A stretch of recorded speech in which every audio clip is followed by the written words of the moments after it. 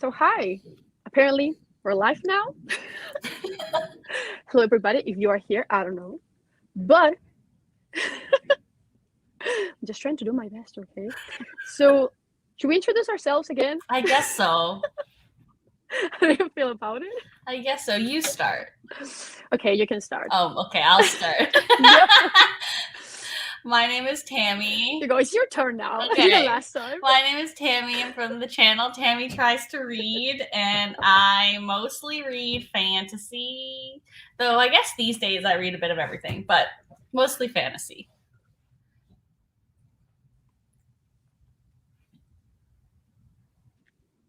Well, if you're here, you know who I am, but just in case, I'm Lena. I'm the supposed owner of this channel. Hello, Katie. And I read mostly fantasy and sci-fi. But yeah, as always, should we start like in overall, like non-spoilery? How can I Yeah. put it? The rating? Okay. Do you want to go first? Sure. So no one is surprised by it, but I gave it 5 stars. Shocker, I know. But it's just so good, honestly. Like so damn good. Oh my god, someone from my country. But yeah, I just loved it. I mean, I loved it even more than the first book. It's just so good, man. Like so damn good. But yeah, 5 stars. Completely like a full. Did you book. It couldn't be better. Did honestly. you like it more the second time around or the first time around? I don't think I liked it more the second time around. But it's just like it was so good already. Like I don't think like I did like The Grace of Kings more the second time around, but Same. This one I just loved it. Same. The first time, so I'm just like, yeah, it's great. I feel this. I know, but I also gave it a 5 stars. But actually, the first time I read it, I actually didn't rate it the first time around because I think there's a lot of elements in this. There's a few elements in this book that I think are kind of problematic, and I think. Yeah. We'll discuss them in a bit. And so like when I read it the first time, I was kind of like, I don't know if I can give this a 5 stars because like while emotionally I feel like it's a 5 stars, but because like I wasn't sure about like some of those elements on reread though, I kind of have accepted that there are just problematic bits in this book and it's fine. It's still a 5 stars. Yeah. I felt exactly the same. Yeah. Like we'll talk about it later, but there's some scenes there that they weren't the best song aspect, but it's just such a good book, man. And I cannot hate it. Like it's impossible for me to dislike this book. Like completely impossible. But oh my god. The characters in this you book. feel like starting with the problematic bit. Oh. Like what do we want to what do we want to start with? The goods or the bads? I'm okay with everything, but probably let's just get the gush out of our system first, I think. Okay. I don't even know where to start. I love this book. I have such a long list of characters. I just love them all. So Zomi and Thera, though, are my favorite personally. I mean, of course. They're so cute together. Every single scene with them. Oh my god. I know Katie loved this too. Yes. It's just like when you read it the first time, you're like, I'm getting sapphic vibes, but also I wasn't expecting it, so I was just like, I'm definitely just like, playing myself right now. And then they kissed, and I was like, I cried. My babies. Oh my god, it's just so good overall. Like, and also Sumi's backstory. I love my favorite chunk of the book. It's funny because I read reviews and people say that the beginning of the book is their least favorite part of this book, and it's actually my favorite part. The whole part where it goes back and forth from the examination and then like Zomi's childhood with Luanzia, like that is like my favorite part. And then the culmination, my favorite scene basically in this entire book is where she tells Kuni to go fuck himself, basically. Yes. I love that scene. Ugh, it's so good. because you also like know Kunni's background, and you're just like, dude, Mhm. you're like this girl. What the fuck Yeah. are you doing? Like every single character that we love, like it comes from like a super humble beginning, Mhm. and it's just like you forgot about this. I Like know. we're no one, remember? Even though you're now emperor for some reason. Exactly. What? Oh my god, I love Su. And Sun's Oh, relationship with Luan. I love a good mentor-mentee relationship, and I love Luancia. Right. Luancia. Oh, this scene in the is there a fire? Yeah, with the fire. Oh my god. May Well, he she rest. just jumps out. It was amazing. Like, oh my god, it's such a good part of the book. I don't get like why people don't enjoy the beginning. Like, it's so similar to the Grace of Kings. I So think if you like, they like, yeah, people like think it's like slow and boring, and they don't want to hear about the education system. But I'm like, that's the stuff that I like. Like, I really like learning Yeah. about like the politics and the way that the society works. Like, I don't really care about the battle scenes. You know what I'm saying? Like, Yeah, they're also like kind of shorter in this book, I think. Like they are all like super fast paced in this one. I feel like we spend more time with like the court intrigue at the beginning and everything else. yeah, and then in the whole middle chunk, we get like the whole background on like the Liuku people. So like, yeah, we're getting a lot of like background. I love it. I love it. Right? And the jump back and forth, like I get that it's confusing sometimes. I get it. It can be. Especially like, because the years are not like years. So it's like the 6th year in the reign of the 6th placid sea or whatever. You're like, what the hell is this year? It's like, where in time are we? Exactly. But I don't know. I feel like it gives it like more stakes to everything because you don't know how anything happened. Same. Like something weird appears out of nowhere, and you just like, who are these people? How did they get here? What the hell? Love And then you get all the backstory. Yeah, I love that. I love nonlinear storytelling in general. So I like when we flip back and forth. I like when it's not just like, all linear. So I love it personally. Same.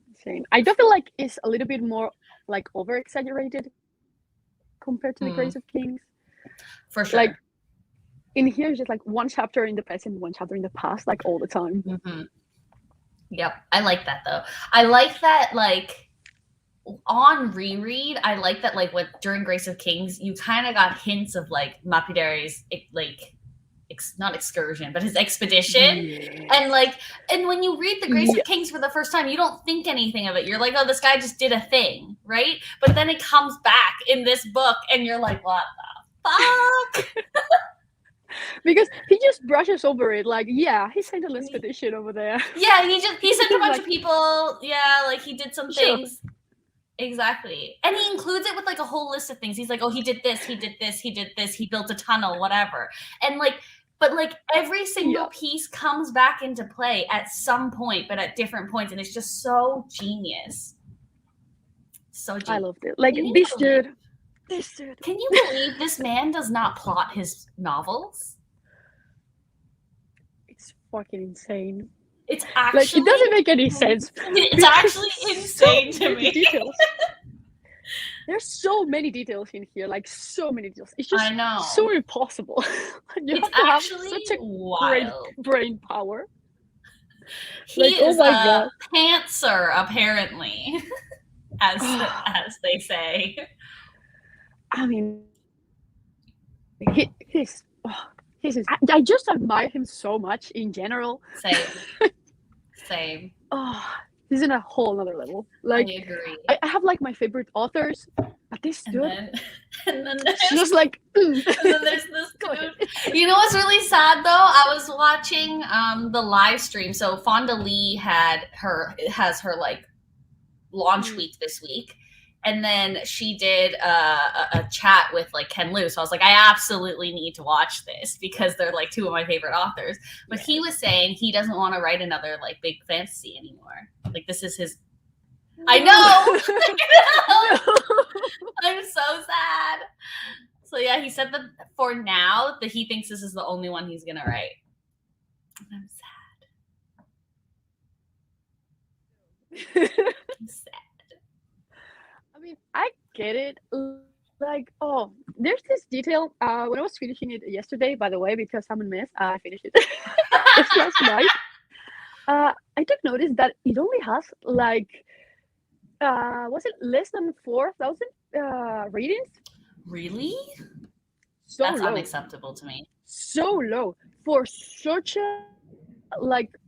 I feel like it's a very well-known series in general. Like everyone knows, like the Grades of Kings exists. Like, I feel like yes and no, though. I feel like this series, in the grand scheme of fantasy, I feel like it's very underrated. I feel like, especially in the US, the publisher in the US doesn't really market this book at all, like the series. Like, I feel like Grace of Kings, when it came out, probably got, like, when I look back on, like, old marketing materials, I think Grace of Kings got a good amount of marketing materials, but because of the way they marketed it, I don't feel, and because of all the negative reviews, I don't feel like they continued to market the series. Yeah. Which is a shame because it's just so good. Yeah, I got to it through BookTube actually, but if not, I don't think I will ever would find it. Though I have to say, for being such an underrated book, it's actually translated to Spanish, which is really weird. Oh, interesting. Because only like huge hits are usually translated. So for me, it was always like a book that was there. Interesting. But having like so few ratings is so confusing to me. Interesting. I think I heard about it because obviously I'm obsessed with the Poppy War, and I think Ken Liu was like a mentor to R.F. Kuang. And so that, and like watching her interviews, I think she'd mentioned this series, and so like I wanted to like read it because of that. I got to it through Katie Yee because she reads a shit ton of like epic fantasy. Yeah. And she uploaded a video which was like, "Oh, this series is epic." I was like, "Okay, I should read it then." This series is like, if we're talking the definition of epic, it's this series.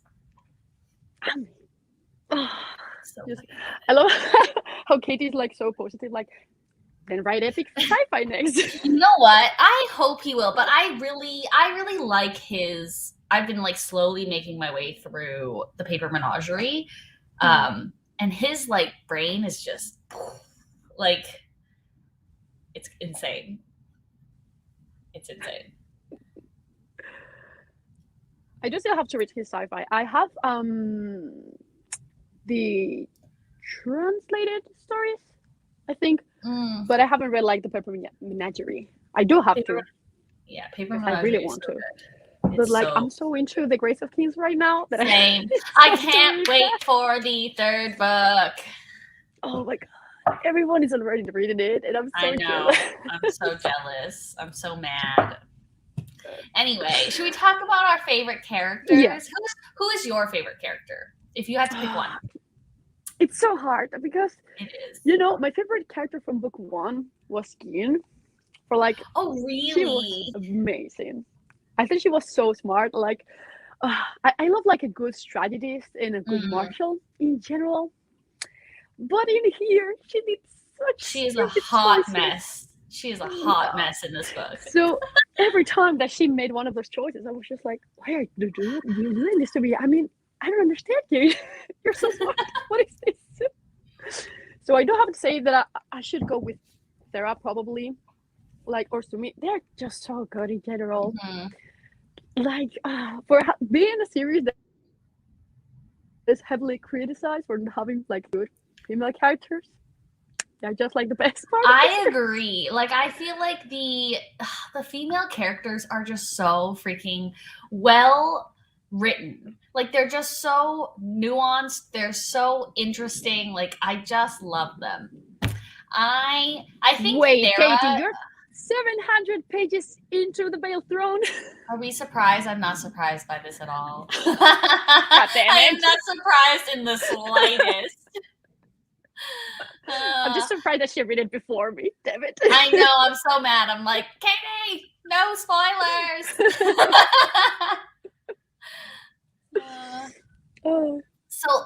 feel like Farah is probably my favorite, like all things considered. Like if I had to pick one character, I think Farah is one of the most nuanced characters in this series. She's so well written. But like I just have a thing for Gia. You know, I have a thing for like power hungry bitches. And I love her. I mean, she's great, but oh my god, she's so like good. I love her in general, but like, girl, what are you doing? I love it. And I was just like, I'm low-key rooting for her, but I'm just like, what are you doing? Why? She just has like scheme Like, after making scheme after complicated scheme. Just all the schemes, and Yeah. I'm like, yes, my queen. I think in this one, she reminded me a lot of Sudaji from the Poppy World. Like, she's just building and building, slowly building. Yeah, and like all the like manipulations on the side, kind of like inciting rebellions and like stuff like that. I just love Gia. Should we talk about the fact that she literally just fooled her previous lover? So, oh my god! And frame here, like, she has no mercy. Like she's a sociopath. She's a sociopath. But literally for anyone, like, he doesn't care about sacrificing Kuni. He doesn't care about sacrificing Timo. She doesn't care about She was like, if I have to sacrifice my son for the good of the country, or what she believes to be the good of the country, fuck it, whatever. The son's useless anyway. I was like, I mean, you're not wrong. He is useless. He's so useless. He's so annoying. I hate him from page 1. Like, I was just like, dude. He was one of those. He has like a stick right up his ass, and I'm like, yeah, I'm just like, like, I agree. No wonder Kuni doesn't like you. You're so not like him at all. Yeah. Oh my god. But yeah, Gia is on another level, dude. Like, I love her decisions in this book. At the end. Ooh. Oh. That indeed. Faro. He is amazing though. He's so like cute. He's cute, but he's also stupid. Yeah, because I mean, all the princes are fucking dumb, except Farah. But like he's cute, like in a dumb way, you know. Just like he's trying to fish, you know. He's trying. Like at least A for effort. Yeah. Yeah. Exactly. A for effort for him, I guess. Yeah. Compared to Timo, he's just like so much better. Like that's true. So much better. This is true. I mean, I think for me, I'm just like the two of them are just so stupid. Like they're stupid in different ways, and I was just like, oh my god, I can't stand you guys. Yeah. I feel like Timo's stupid and Fear is just like dumb. You know? Yeah. Like, he's not that intelligent in general. Yeah. But like, it's fine. I feel like it's like like Timu is book smart but not people smart, and then Firo's the opposite. Yeah, exactly. Like is how he got the these things that they use with the lining. Like he got those actually. Mm-hmm. Like the idea. So he's just like, yeah, he knows how to work these things out, but no, not for ruling an empire, dude. No. He is. The whole bit where they do the whole where they go off to become like trial kings, and I'm like, oh my god, they're gonna fuck it up. Yep, exactly. But yeah, I feel like we have so many good characters in this one. Mm-hmm. Like, I wasn't a huge fan of Mata in book 1, but I'm a huge fan of every single character in here. Like, for different reasons, they're great characters in general. And I'm just like, Luan Zia, consistent from book 1 till now, is probably one of my favorite characters. And I just think he's so 100%. I miss him already. Oh, that is so sad. Like, so many people died in this book too. So many people died, and I was like, oh no, who's even left? What I needed to do is I really needed to, like, in the cast list, I needed to mark who's left at the end of the book. Because like Literally everyone's only dead. Gia is alive, and Soto, but that's it. Yeah, Literally no one else is alive. basic. All the adults are dead, right? I actually think they all are. Hold on. I think he actually foreshadowed it because he was just like, "Oh, it's time for a new generation." That's in one paragraph in there, and he just killed them all. He's just like, fuck them all. Yeah. Also, Cooney's death. Also. Oh, that was so rough. That was so rough. Oh my god. He's such a good character, and I was just like, oh, man. He is. No, like, even though he sometimes makes stupid decisions, like, he's still, like, just such a compelling character. Yeah. You know? Like, he's really charismatic in general. Agree. I'm just always like, come on, you can do it, man. I know. Oh my god. And I love, like, the comparison between him and Mafidre. Just when he's about to die, like, he also asked for his life, you know. He also had, like, so many things left to do. Yeah. And it's just like, oh, damn. Yeah, so good. Oh my god. That was his death was just, like, so sad, honestly. Like, that was a rough scene. He just going, like, you know, Sarah's going to be my hair. I know. Them all. Oh. Sad. Oh yeah, Cunning Grace of Kings was amazing. Like, he was so good. Luanzio is still my favorite in Grace of Kings, but, like, Cooney is, like... Yeah, for being, like, a main character, he's really good. Yeah, I agree. I think he's a very good main character. Like, you can't help but root for him. Like, you can't. I agree. Yeah, he definitely had, like, a backseat in this book. I think 100% agree. I think in general, the women in this book have just, like, taken over. Yeah. Whoa. But it's just, like, in another level. Like, literally everything moves around. Gia, Jin, Zumi, and Thera. Literally. The whole book. Yeah. I love how, like, going into the book, you kind of expect the rivalry to be between Rosanna and Gia, but actually it was Gia and Gin. And that whole thing, that was fucking wild. I suffered so much through that. The second time around too. I know. You know what's gonna happen? So much. I love when Gia does her whole, like, monologue. I hate it. Her whole, like, villain's monologue. I'm like, yes, Gia. Yes, tell your story. I love it. Like, everything is so dramatic. It really is. This one. And how, like, they both won't back down. Yeah, I love it. Yeah. Even though when Gia comes in, he's just like, I plead you, please help us. And then he's just like, no. We're not going to win, so no. Yeah. Don't care. Why? Also, Gin's death scene, oh my god, leading the armies, even death, holy shit.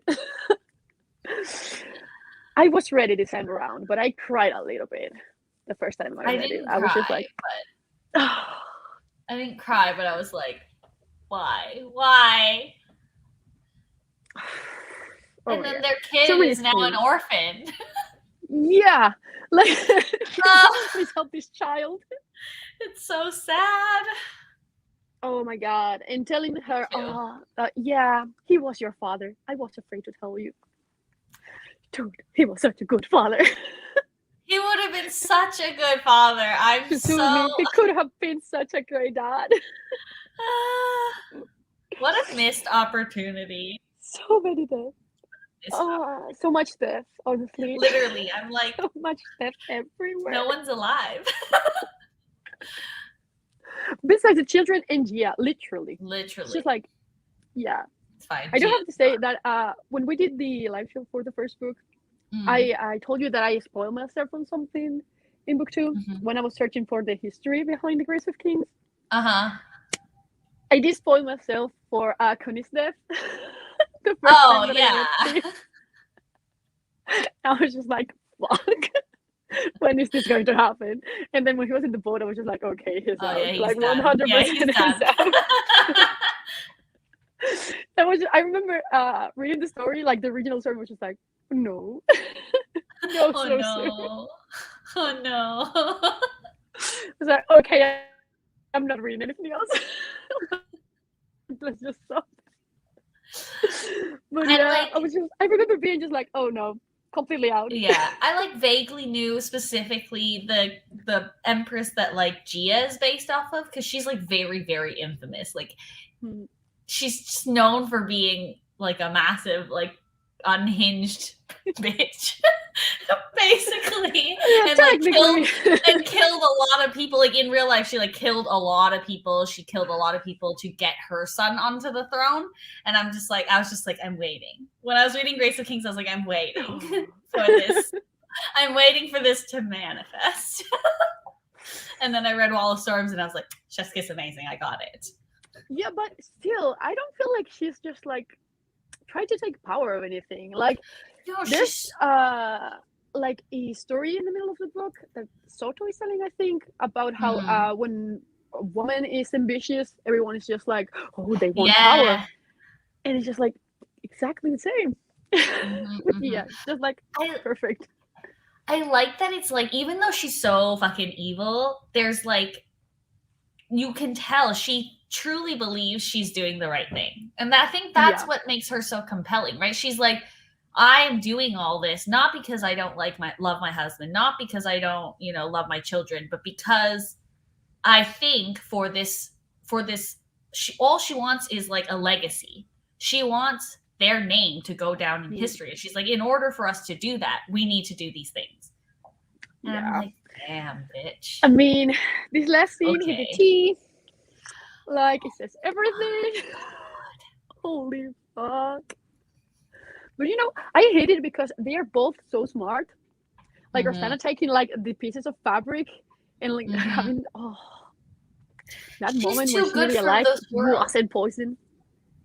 She's too pure for this world. Literally. God bless her. Oh my god. The one where she's just like, no one's going to hear you scream. No.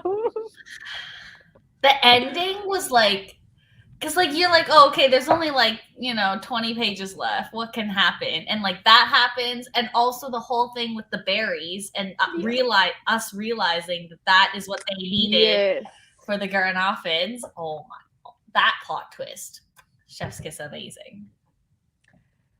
Oh, literally, like so many things happen in this literal part of the book.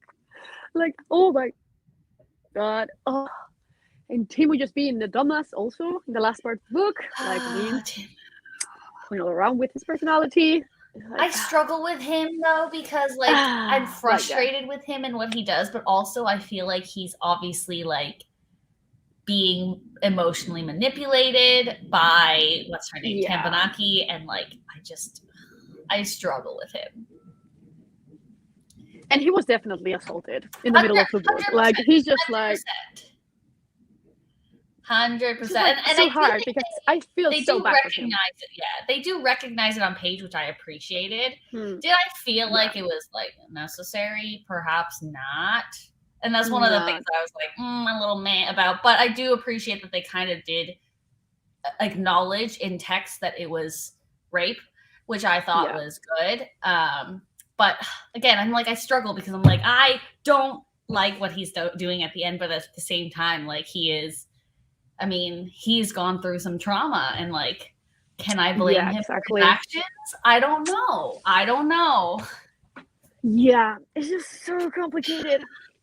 It is. It is so complicated. I have such complicated I do not feelings. like him at all. Like, no, I do not like him at all. But he's just like, I'm so sorry for him. Same. He has like top tier Stockholm syndrome. Yeah. That is what it is. He has Stockholm syndrome. Oh my god, so many things happen in this damn book alone. Holy know. shit. Should we talk a little bit about negatives? I mean, we already mentioned one. Yeah, let's go with them. What do you have? Tell me. That one was the one that I was like, initially when I first read it, I was kind of like, I'm not sure about this. And then also like, as I think back on this book, I also think that the whole magical cure for Zomi's leg is kind of problematic. Yeah. It's unfortunately, it's unfortunately like a very common trope in fantasy that you see, but it is extremely ableist. It is quite problematic. But it is what it is. It's one of those things where I'm like, I don't like this, but it's here. Yeah, I can acknowledge that it's problematic. But I'm like, but I still love the book. I still love the book. It is problematic for sure. And do I wish it wasn't there? Yes. Yeah. Yeah.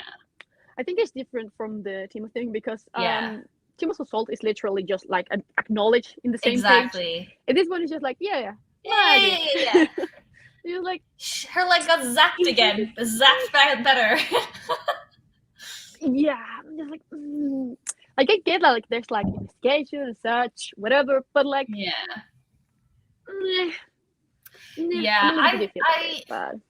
I'm on the fence about it because I think also like I feel like it could have been presented more as like less of like a magical cure because the whole magic system is so scientific and the way they talk about it and they talk about how they can use it for like medical as like medical technology to progress medicine in their world. I feel like it could have be presented a little bit more as like a medical treatment versus a magical cure. And that's where I have the problem with it, where it was very much like, oh yeah, we can use this magic for medicine, but then let's just like zap your disability away. That is the weird part to me. Same. Like I feel like, for example, they spend like so much time trying to figure out how these creatures breathe fire.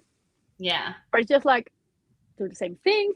Yeah, I was like, we could do the same thing. It's fine. It's like just try it. But but still, I'm just like, that's problematic. But again, I'm like, do I still love the book? Yes. Just like just be warned that this is a thing. This is a trope that is used in this book. Again, not a trope that is unique to this book, unfortunately. Like so common in fantasy, I think, which is just bad. To be honest. I think as a genre, fantasy has so many problems. Like, yeah, because everything is just like, fixed. Don't worry. Yeah, as a genre, there's a lot of problems with fantasy, and this is just one of them. So yeah, we have to live with it because we just love it. Just acknowledge it. Exactly. I also feel like the other thing that on my first read I was a little hesitant about was like, I feel like for a really long time, it was like the language surrounding the Ryukyu people, like calling them savages. I feel like that was kind of uncomfortable, especially because this series is meant to be like a reimagining of like the founding of America, but with like East Asian tropes and with East Asian like models. And so I think that was a little like questionable, but like I obviously like as the story progresses, he like turns that around. He like shows both sides kind of thing. But at the same time, I'm just like, I don't know how I feel about this. Yeah, I could have just like take a different approach. But in a way, I do feel like he kind of like I think showed the other side too. Yeah, this is the thing. I'm like, I think it's on purpose. So I don't think it's like unintentional or like, I don't think it's like an inner bias thing coming out, but I'm just like, I'm like hesitant to like be like, do I feel like it was handled in the best way? I'm not sure. That's the only thing. Yeah, exactly. I do feel like it's kind of low-key acknowledged. Like, for example, when the Luke girl, I just cannot remember her name, And is taking Benassi. Timo out. Yeah. Yeah. And she's just like, we don't smell bad, like that's a misconception. And she's Yeah, just like, yeah. we were only just using water for different things. Like, I do like that. And I like the whole, like, what's his name? The idiot who, like, told them all of their tactics. Yeah, how he was just like, oh, these barbarians are so stupid. And then he tells them everything, and then he gets, like, pwned, basically. Yeah.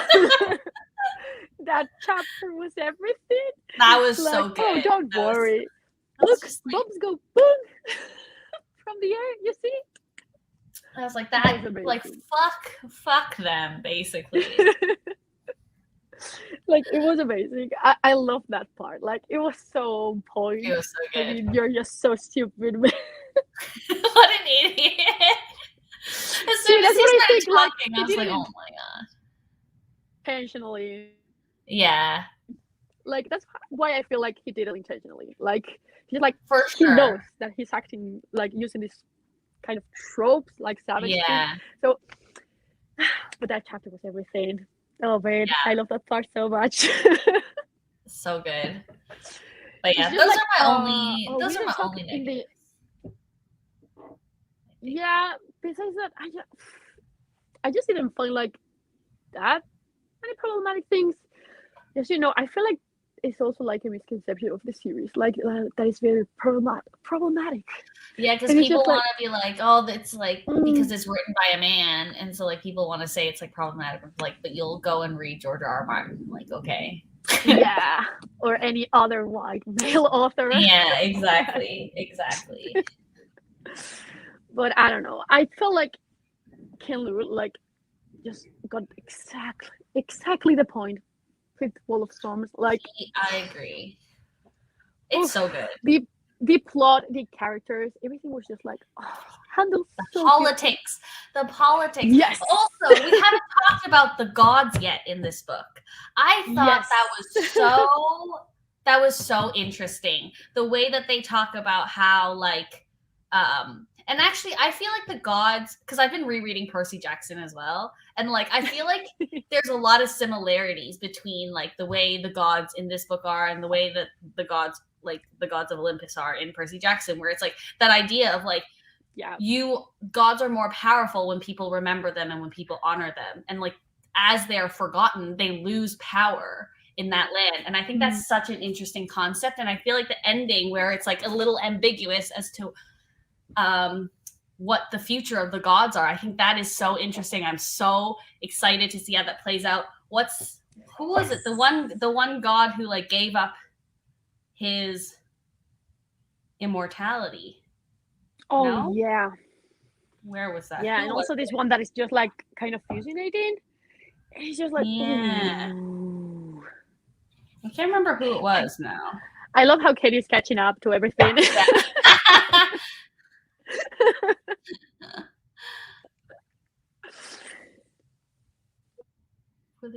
Yes, we agree, Katie. We agree. When we reach this point. Yes, I agree. No, that we agree.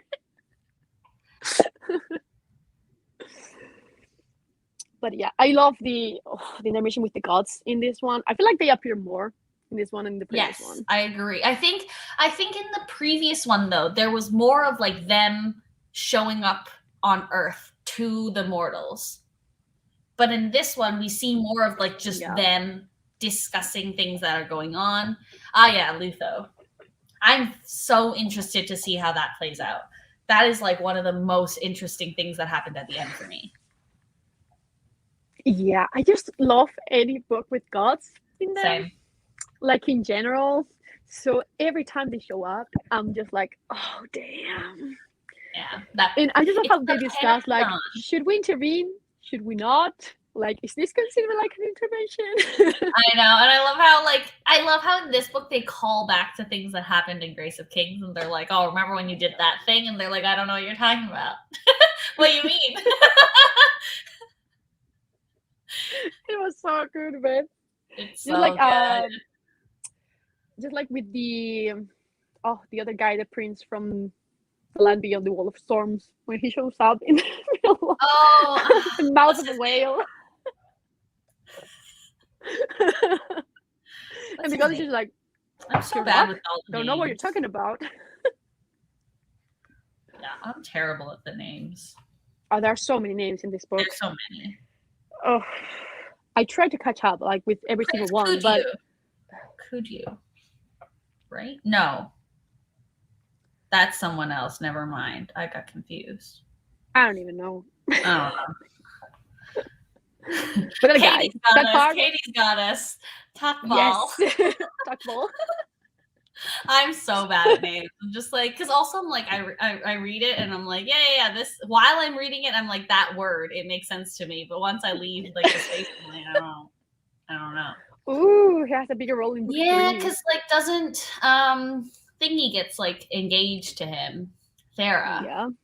So I'm intrigued to see that. I'm sad because I just want Zoe and Thera to be happy. I know. Like, oh, their final chapter is so sad. Oh my god. And so she's like, "Don't go. Where are you going? Don't go." Oh, I love them. Yeah, so killer. Can't get the lighting right. I just love this. In general, like, I'm so excited. There's so many loose ends from I know. book 3. Like, can you believe book 3 was supposed to be one book, and then they were like, "It's too big. We have to split it up into 2," and it's almost 1,000 pages each. Like, sir, what are you doing? What the heck? And without scripting it. Remember. It's crazy to me. That's actually crazy to me. It's insane. Like, I think he said he uses like a wiki. So like when he thinks of something, he like puts it in there, but he didn't like plan it out. You know what I'm saying? Which is like actually still crazy to me. But what's interesting is apparently he actually started writing this story with his wife. And that's why, like, in the first book, in the acknowledgments, you actually see him mention his wife. But, like, in the interview that I was watching with him and, like, Fonda Lee, he was saying they actually were supposed to write this book together. And then they were doing NaNoWriMo together. And then she dropped out because she was like, I don't want to do this. I get it, though. Which I'm like, fair. But then apparently, like, he still wanted to continue the story, like, regardless. And I was like, that's so interesting, though, that it was supposed to be a book written with, like, the 2 of them. Yeah. Huh. Right? It does feel kind of a part 1 of it. Yeah. Hmm. I mean, I get it.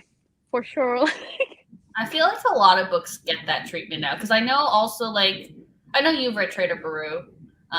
But Trader Baru was also supposed, like, the 3rd book was supposed to be 1 book, but it got split into 2 as well. I think. Or maybe 2 and 3. That series, though. I know. I just bought book 2 and 3, so I'm gonna read it. I've been in the mood for it, so then I just like bought books 2 and 3 because whatever. Right. Let me know because I own book 2. So. I want to reread book 1 first, though. I want to reread book 1 because I feel like there's a lot. That's another book there where there's like a lot going on. Yeah, we should really discuss that one too. Just join like the problematic books club. Look, I love my problematic books. Okay, don't tell anyone. Okay, this is my stance on problematic books. It's like it's fine. You just have to like my issue is when people don't recognize that it's problematic and they think it's not. Exactly. Like it's totally fine to read something, recognize the elements in it that perhaps don't align with what you believe in, but still be like, I really like this book. It's a really fucking good book. Yeah. Ooh, we have a Baru hater here. Oh, I know. It's funny because Katie bought me Baru, but she hated it. Baru is one of those books where I'm like, there's so much I didn't like about it, but then there's so much that I did like about it. But I also feel like tonally, like I feel like if you liked Grace of Kings, you might like Baru, because there's also like a very heavy emphasis on like things you normally wouldn't get in fantasy, like a very heavy emphasis on like the economics and like accounting and the kind of more like bureaucracy of like running an empire. And that I love. Exactly. That's why I love Baru so much. Same. Yeah. Also, Upon a Burning Throne. We're also the club of like court intrigue. Upon a Burning Throne is the other one that I always say, like, if you like Grace of Kings, you will love Upon a Burning Throne. I really think so. I really, really think so. I got book 2, by the way. Book 3. Did you know? Okay, this is very off topic. I'm so sorry, but it was supposed to be a 9-book series, and it got cut down, and it's now only going to be a trilogy. Really? Yeah. So book 3 it's ending next year. Book 3 is coming out in May. I low-key hope that they release it like self-pub. Because I hate it. It's going to be just like so cut down. It's going to be. Like, I know. I'm like so, but I am kind of hopeful that like the 9-book series was probably supposed to be like 3 separate arcs or something like that, and then we're just getting the first arc. So at least we get like one concluded. Oh yeah. That's what I'm hoping. I hope so. No, I'm going to be so sad. I was so upset when I saw that. Yes, Katie, you should. Yes. I really think you'll like it. If you liked Grace of Kings, you'll like Upon a Burning Throne. Yeah. I really think the 2 books are so similar in terms of like the feel. Oh, I think Lena's frozen. Yeah. And the gods and the politics, it's just like it's very similar in general. There's like different setting, of course. Setting is different, like, the plot is different, and like everything is so different, but at the same time, like just like the overall vibe is the same to me. It's, you know what it is? It's that epicness. Both of these series have that epic. Yeah. Yes, it's true. But yeah, let's just go back because we're always we always go off on a tangent. You know, but if you love court intrigue, political intrigue, if you like Gia, there's also an unhinged empress. Yes. I'm trying to see what else were my favorite scenes. Oh, you know what scene I love? The scene where Soto takes Gin to... Which one? Is it like a pub or something? She takes her somewhere and like she's like, draw this sword, and it's Mata's sword. That is so fucking... That scene gets me. I got so emotional. I was like...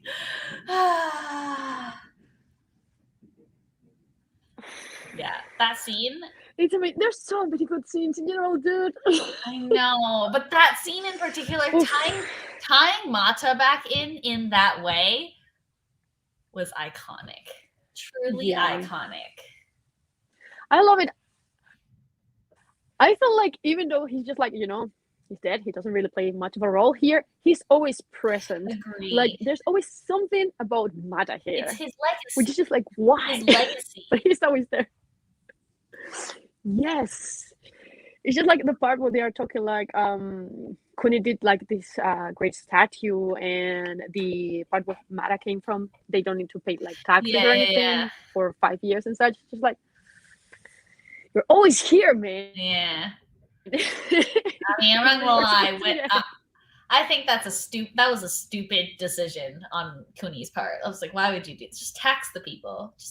Why would you play special treatment? Like, why would you give them special treatment? Like, yeah, but I do love that talk about the taxes at the beginning too. He just like taxing the merchants. Same. To not tax the people, but the merchants tax the people. So it's just like same. I just love fantasy books that like focus on these elements. It's why I like books like Greenbone Saga also focuses a lot on like the economics, more like the business side of things. And I feel like Grace of Kings and Wall of Storms does that too. That's why I like books like these, because it's just like, maybe I should be reading economics books. I don't know, but like those are boring. So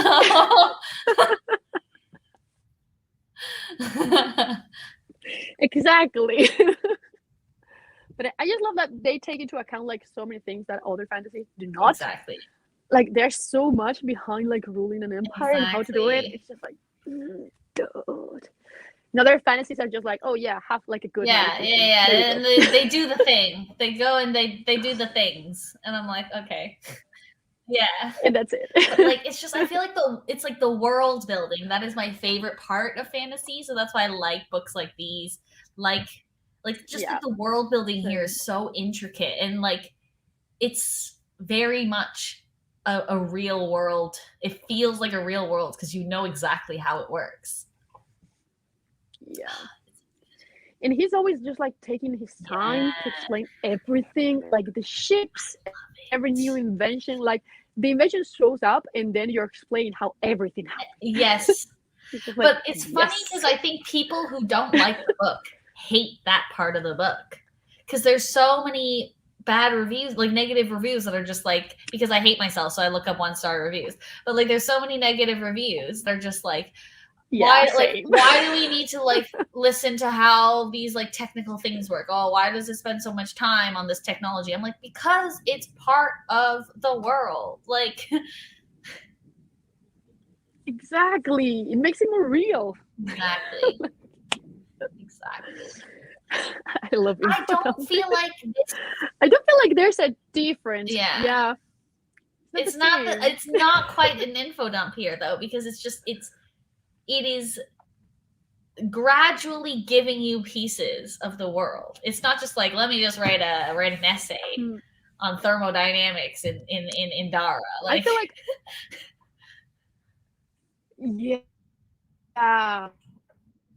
I felt the other day I was reading a book for SPFFC, and it had like this massive chunk of info dumping. Basically, two dudes were talking.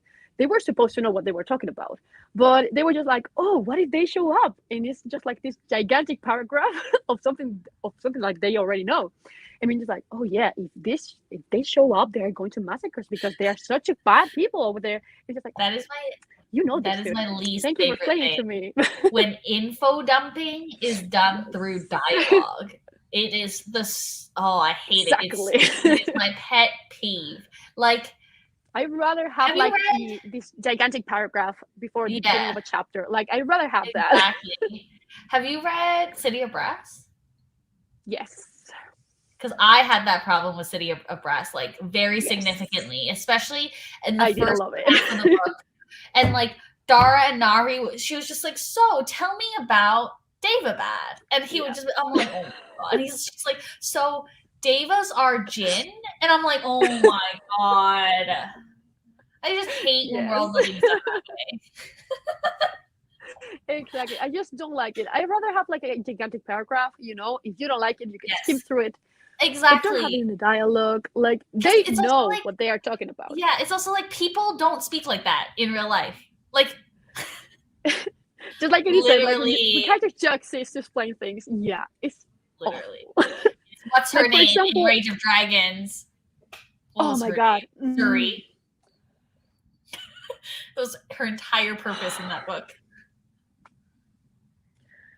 Jesus Christ, Rage of Dragons. Like, I love to hate that book because the magic I love. But the rest is just like, why am I reading this? Literally, what a disappointing book.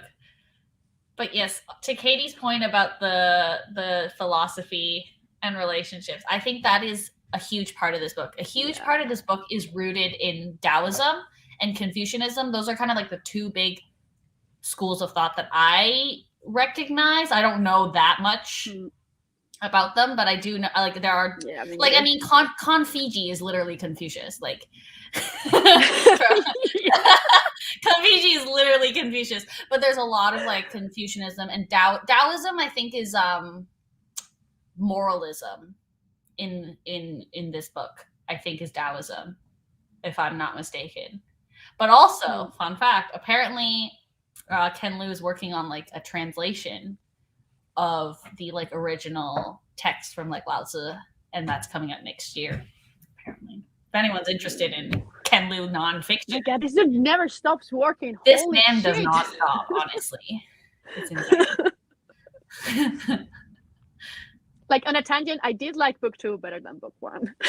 Rage of Dragons. I do have to say that. But I have not read it fucking yet. Stupid. He's still fucking dumb as fuck. You just got too old with it. Like, I feel like I was kind of interested in reading it, but then at the same time, I'm like, there's so many books to read that I'm like, do I really care about this book? No. Like, so many things came out just now. Like, why is everything coming out this month? It's like everything came out like the last like month and a bit. And like Tuesday, Veiled Throne is coming out. The Liar's Knot is coming out. So many things are coming out. Leviathan Fall came out. Oh yeah, that came out this week. I don't read these, but I did see that it came out. Like, what am I supposed to do? Everything is handmade. I don't know what to do anymore. That's true. I remember thinking that. I was like, what a big day for Orbit. Like last Tuesday was such a big day for Orbit because Jade Legacy and Leviathan Falls both came out on the same day. Yeah. Like, I mean, this month sold theirs. Like, also Liar's Knot, also from Orbit. Like, yeah. Orbit's killing it. But if you like political intrigue, you should also read The Mask of Mirrors. By the way. Oh my god. But yeah, do we have anything else to talk about besides absolutely everything else? I don't think I have anything else. I just love this book. I think it is just a this series is a masterpiece. Like truly a masterpiece. Yeah. And people who don't like it are wrong. I don't feel like I have like another series that I'm just like, this is so good. Like, oof, it's building something like so unique in general. I feel like it's massive also. Like, oof, there's such a huge scope. Just, I don't know. I don't think that I've ever read like something similar. Like, I do love, for example, like, you know, Jade War and such, it's a much smaller like, scale. Yeah, it's a much smaller scale. Like, this is just, again, it's like, it's so epic. Like, I don't know what other word I can use to describe this series. Like, it is truly just so epic. The scale is so huge that I can't even like wrap my head around the idea of creating something like this. Like, it's so massive. No way. Like, no way. Oh, what are your theories for Veiled Throne? Oh my god. I don't really have any. I mean, you see, yeah. Exactly. I have just things I'm intrigued about. Yeah, I have things I'm interested in seeing how they play out, but I don't have theories. Like the whole thing with like Lutho and like his mortality now. Like, what's that gonna mean? Like, whose side is he gonna be on? I'm interested to see how Thera's thing works out with her, like, and how he is gonna work out. I'm really interested in that whole situation. Timu. He's going to be there, just like, sure, I hope he dies. I don't know, like, for his own good, I hope he dies before he does something he'll regret. Like, I don't know. Yeah, probably. But and I mean, I low-key kind of feel like some people are going to die. Like, everyone dies in every book. There's no way. Temple a lot. Like, he kills it. I was gonna say, like, what's our death count? I'm sure like he will die. What's our death count at this point? Like, it has to be like in at least 50. Like, probably. Like, so much death happened here. Like, I don't know, but I'm looking scared. Hey, you going to shoot yourself too? Oh, hello. Yeah. You dummy. But yeah. I'm just confused a little bit also because this dude just comes with such weird ideas. So I'm just like, he's probably just going to surprise me. No matter what. Literally, I'm so I'm just like excited. scared. I'm so excited. I feel like I want to read it because I already have the audiobook because it came out earlier in the UK. So I feel like I want to jump into that one. But at the same time, I'm less like, I feel like reading something else. Just rest for a couple of days and then just read the book. Like, it's just, yeah. I want to read it immediately because now I have to wait another 6 months. True. True. It doesn't come out for another 6 months. I'm so sad.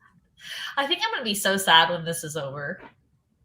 Like, this is one of those series that I'm just like I'm just gonna cry because it's ended. I'm not ready. Literally, like, I don't want it to end. It feels so epic that it feels wrong. Exactly. It should go on forever. Like, exactly. So, hello, just get to work again. This could be a 10-book series. Give me more. Fine. I'll buy them. Don't worry. Yeah, we'll pay for it. Like, it's just so good overall. Like, such a great series. Super underrated. So underrated. I feel like even like underrated. Like the hugest kind of channels and such have not read it. Which is just like, oh my god, you're reading so many of these kind of obscure series. Have you tried Grace of Kings? Literally. Literally. Oh my god. Sad. It's so good. Literally. It really is.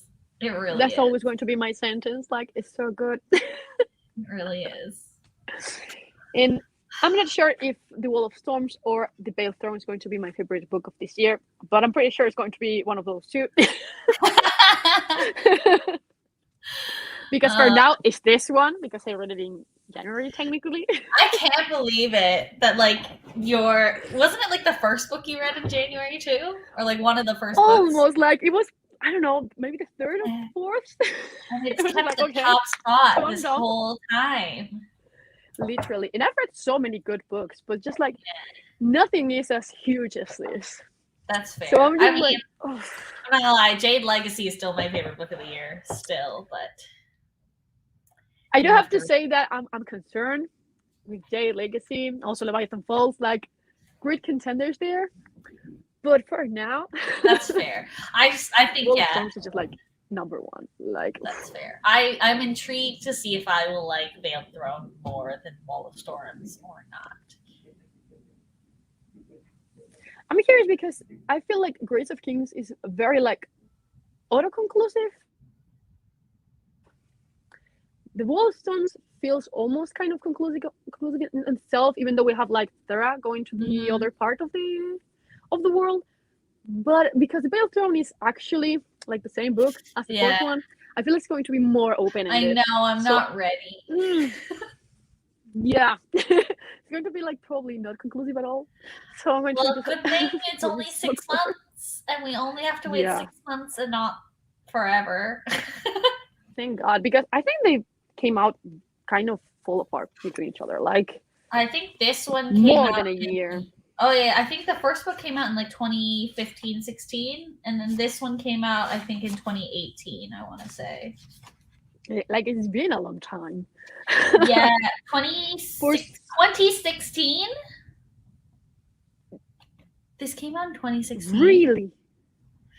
Well, I know that book, like Veiled Throne and Speaking Bones, has been ready for publication like since 2019. It was supposed to be published like way earlier, but then it got pushed back because of COVID, and then it got pushed back again because of COVID. So it was like I think I saw in an interview that it was like done with edits. Everything was done by the end of 2019. Isn't that crazy? Yeah. 2 whole years. Like, that's what I'm telling you. Saga Press does not respect Ken Liu the way that he deserves to be respected. But the UK does, because those new editions. Correct. I'm like, oh Saga my God. Press, what are you doing? That being special said, editions with all the spray edges. That being said, I will say I love those covers and I want them like as an art print. Like I want the collective as an art print. Yeah. However, as covers, I feel like they're too like soft for this series. Yeah, I mean, like, you this, which is just like, oh, what is this? Like, I feel like it lulls and then you see the other one and you're like, it lulls you into thinking that it's like a calm vibe, you know? just like, it's not. Yeah. But I really want it as like a wall print on my art, like as an art print on my wall. They're beautiful. Like they're beautiful, so and they stitch together. They all stitch together, Yes. which is stunning. I love that. It's stunning. I was so close to buying like the last set. I with the honestly, sprayed edges. Oof. I was so close, but then shipping to Canada is £55, and I was like, and no. here it was 35. Yeah, I was like, no, I can't afford that. It was like, I think it was like 100 and something pounds for the books, which is like expensive, but it's fine. But then the shipping was like more than half of the price, and I was like, exactly. No. But maybe I was thinking, once they come out in paperbacks, all of them, I might get a set of them in paperback. Yeah. And just have both of them. I might get them. I don't usually do multiple copies. Ones in hardcover. Oh yeah. I don't normally do multiple copies, but like I could make an exception. Exactly. And because I have the hardcovers, I feel just like I can get some paperbacks. You know, they're cheaper. So I'm just like, it's it's fine. Yeah, they will look so good together. Exactly. Yeah, I'm waiting. But the tone is so different. Yeah. Like this is so dark. Like, what is this? I think the Veiled Throne is my favorite cover though, for the American covers. Yes. By far is my favorite cover. So pretty. The last one looks really cool, but it feels like more scary. Like the last one is just like, ooh. It's very horror vibes. But I love the cover for the Veiled Throne. It's so just beautiful. Stunning. Like I want my copy so badly, but it's not going to get here until January. Just like, why? I don't know when mine will get here. Hopefully it'll be soon, because I put a hold at the library, and I think I did that with A Psalm of Storms and Silence, and it came 2 weeks after release date. So I'm hoping I'll get it soonish. But I also put I'll just have to listen to the audiobook. Yeah, I also ordered it from Libby as well. Like I put in a request for my ebook and a physical copy because I'm extra. But like sometimes, yeah, exactly. Because like sometimes for ebooks, they'll just get it on the day of, and then I can be first in line, you know. Oh, for that hold. But I think I'll probably get the audiobook as well because I have an Audible credit that I can spend. So I literally use my Audible credit. Like, yes, the Veiled Throne is happening. But like, oh, I'm so excited. I'm so nervous. Like, me too. So many bad things can happen, and I'm not emotionally ready for this. No. That's why I think I'm going to read something like lighter. Yeah, I think it's a good idea. I've also been reading.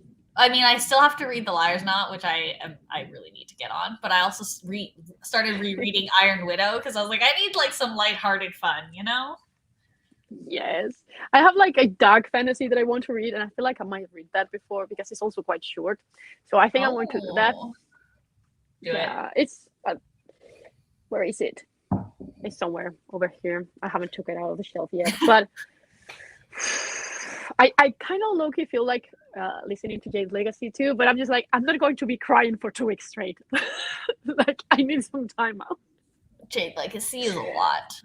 That's all I will say. I know.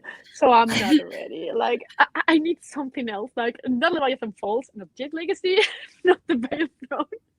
Like, something else. True. That is true. Oh, so many great books this month. I have also pre-ordered The Liar's Knot. I do wish that I can read it, but the audiobook doesn't come out until March. So for now, I'll just have to wait. What the heck? Yeah, I literally cannot read anything physically besides my damn self-published books. So why is it not coming out for so long? That's so weird. I don't know. I don't like that. But I was just like, I really need to read this month. And then I checked. It was just like, I think it's the 2nd of March or the 22nd of March. And I was like, interesting. Why? Wow. Also, the audiobook for the first book was great. So I just was it good? To listen it. Yeah, I've heard it's good.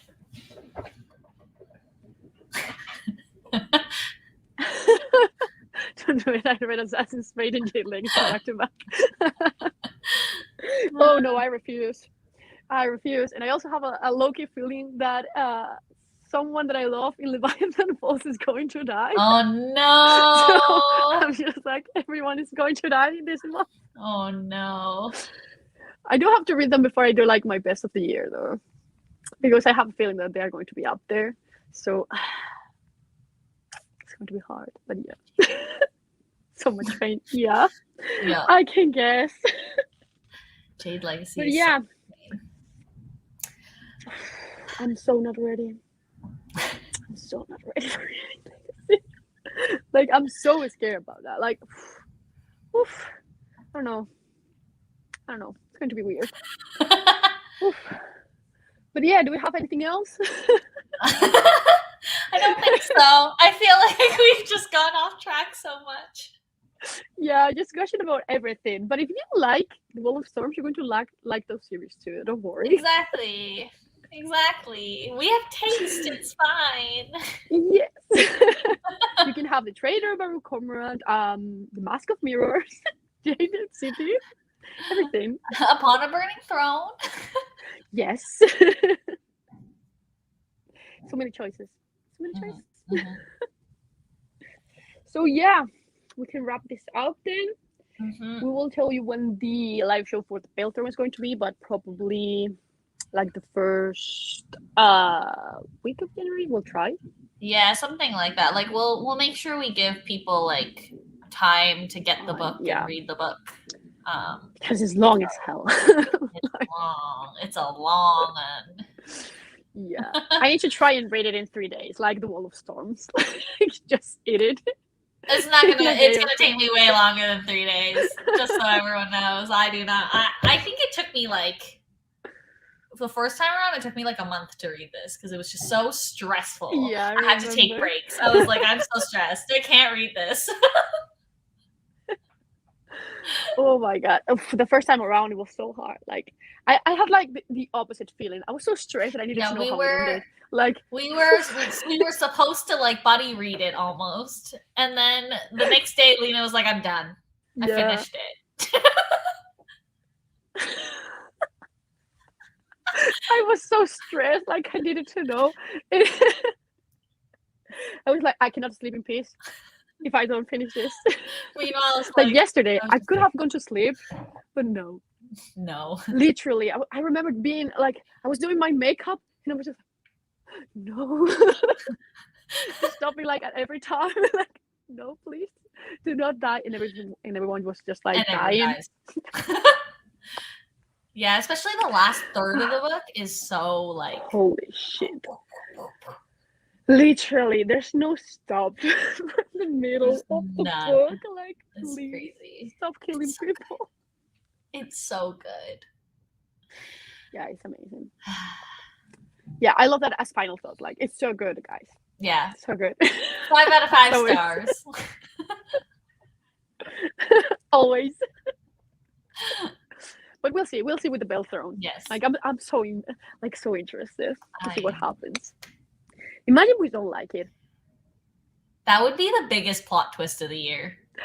That would actually be the biggest plot twist of the year. Having like The Wall of Storms being my number one best book and the Pale Throne being the number one best disappointment. It's like, what happened here? But I doubt it. Like I honestly highly doubt it. I don't think I've rated anything by Ken Liu like lower than 4 stars. I don't think he can do it. I think he can do no wrong. Like, no. There's no way. His brain is just, no way. Yeah, we have Katie here. It's very good so far. Like, okay. We trust Katie. We trust Katie. Yes. So yeah, let's just leave it here then. So we'll tell you guys again when we're going to discuss the Pale Throne, but yeah. Yes, we'll update it on Twitter and in the Discord. Yes. There's technically a discussion channel, but like nobody posts in it. But if you want to discuss it, it's there. I'll leave the link of the Discord down below, just in case. But yeah, we'll see you guys in the next one.